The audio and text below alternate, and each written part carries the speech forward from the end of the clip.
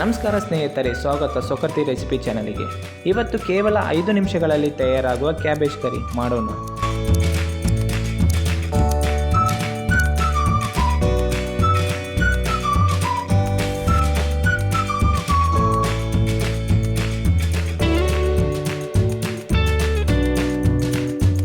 ಮೊದಲು 500 ಗ್ರಾಂ ಕ್ಯಾಬೇಜನ್ನು ಚೂರಾಗಿ ಕತ್ತರಿಸಿ ಸೈಡಿಗಿಡಿ.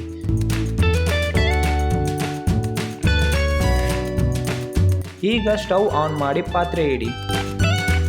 1 ಸಣ್ಣ ಟೀ ಗ್ಲಾಸ್ ಎಣ್ಣೆ, 10 ಬೆಳ್ಳುಳ್ಳಿ ತುಂಡು, ಕರಿಬೇವು ಸೊಪ್ಪು ಮತ್ತು ಚೂರಾಗಿ ಕತ್ತರಿಸಿದ 2 ಮಧ್ಯಮ ಗಾತ್ರದ ಈರುಳ್ಳಿ ಸೇರಿಸಿ ಚೆನ್ನಾಗಿ ಮಿಕ್ಸ್ ಮಾಡಿ.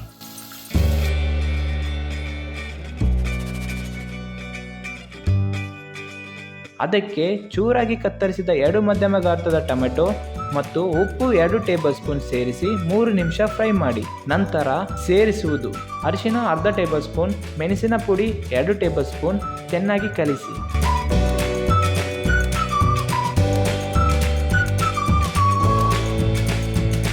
ಈಗ ಕೊತ್ತಂಬರಿ ಸೊಪ್ಪು ಮತ್ತು ಮೆಂತ್ಯ ಸೊಪ್ಪು ಸೇರಿಸಿ ನಂತರ ಕತ್ತರಿಸಿದ 500 ಗ್ರಾಂ ಕ್ಯಾಬೇಜ್ ಸೇರಿಸಿ ಲೋ ಫ್ಲೇಮ್ನಲ್ಲಿ 5 ನಿಮಿಷ ಬೇಯಿಸಿ.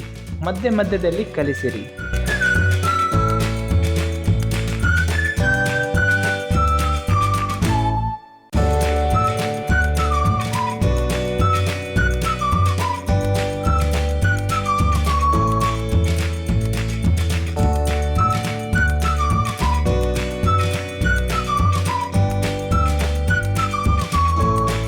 ಅದ್ಭುತವಾದ ಕ್ಯಾಬೇಜ್ ಕರಿ ರೆಡಿ.